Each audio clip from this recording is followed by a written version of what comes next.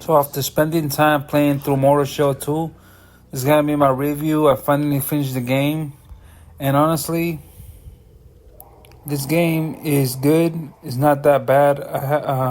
At the beginning, I used to have mixed feelings about it, but I changed my opinion because I was able to figure it out how to get a good build to start off the game and be able to get through the whole game. But this game is really hard.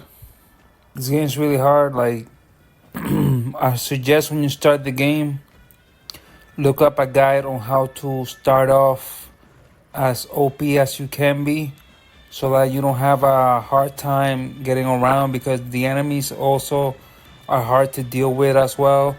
They can kill you easily. And that's the only reason at the beginning why I hated it. But after a while, I decided to give it a try because I'm not going to waste $60 on it and not play it. And now that I finished it, I'm very thankful that I did, and I have changed my opinion.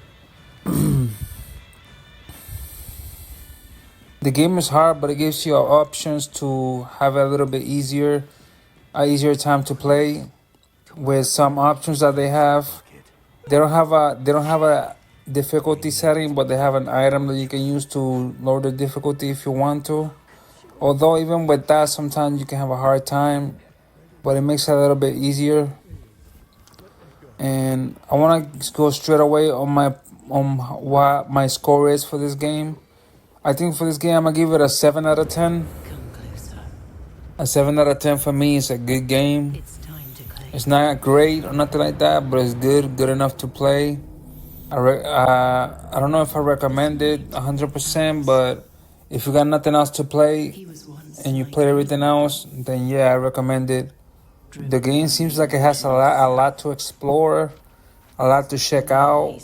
You can get lost in the game really easily. I think it's kind of hard sometimes to find where you're supposed to go, but you'll figure it out. All you have to do is collect eggs until you get a certain amount, and then after that, the end game will open up. And I'm telling you, as you go further and further, it gets harder and harder, especially if you don't use the easy options to get through the game. So you're gonna have to level up and grind a lot.